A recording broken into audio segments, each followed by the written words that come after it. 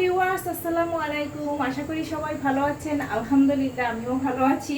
আজকে মজার একটা রেসিপি আপনাদের সাথে শেয়ার করব। যারা কখনো খাননি তারাও যদি আমার এই রেসিপি ফলো করে ট্রাই করেন অবশ্যই খাবেন। তবে এটা চিটাগাংয়ের একটা রেসিপি, বা কক্সবাজারের বড় বড় রেস্টুরেন্টগুলোতে এই রেসিপিটা অবশ্যই থাকে। সবাই এটা ট্রাই করে খায়। গরম গরম ভাতের সাথে মচমচা এই ফ্রাইটা হলে আর কোনো কথাই নেই। তবে আমি কয়েকবার খেয়েছি, আমার কাছে খুবই ভালো লেগেছে। কয়েকজনের রেসিপি দেখে তারপরে আমি পারফেক্ট রেসিপিতে আজকে করতেছি। সেটা হলো কি, লইটা মাছের ফ্রাই। এটা কিভাবে করি চলুন আজকে আপনাদের সাথে সেটাই শেয়ার করব।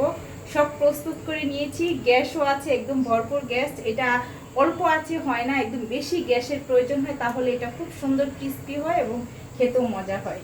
যাই হোক, এই যে এখানে লইটা মাছগুলো আমি ধুয়ে এটাতে এখন একে একে সব কিছু মশলা আমি দিয়ে দিতে হবে। আপনার এই কর্নফ্লাওয়ার দিয়ে ফ্রাই করলে বেশি মজা হয়। আমি এখানে কর্নফ্লাওয়ার দিব। মশলা আমি একটু একটু করে দিব। এখানে জিরার গুঁড়া দিয়ে দিচ্ছি, একটু ধনিয়ার গুঁড়া দিয়ে দিলাম। আমি তেলটা একটু মরিচ বাটা দিয়ে দিলাম। আমার ময়না বলেই দিছে যে আম্মু একটু ঝাল ঝাল করবা, সেই জন্য একটু মরিচের বাটা দিয়ে দিলাম, পেস্ট এটা। এই যে একটু আদা বাটা, তারপরে দিয়ে দিচ্ছি রসুন বাটা। এটা দিয়ে মাছটা ভালো করে একটু মেখে নিই। তবে হাত লাগাইতে ভয় পাইতেছি, যেহেতু এটা মরিচের গুঁড়া গুঁড়া না পেস্ট, এটাতে হাত জ্বলার বেশি চান্স।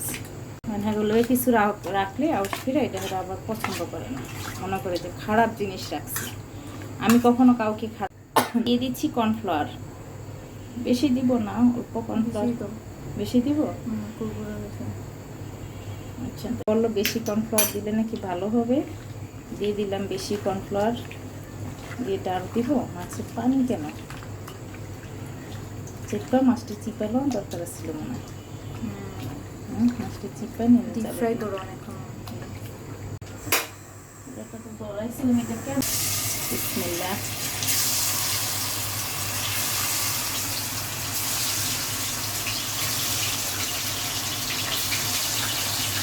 সেটা একটু লাইজা দেবে।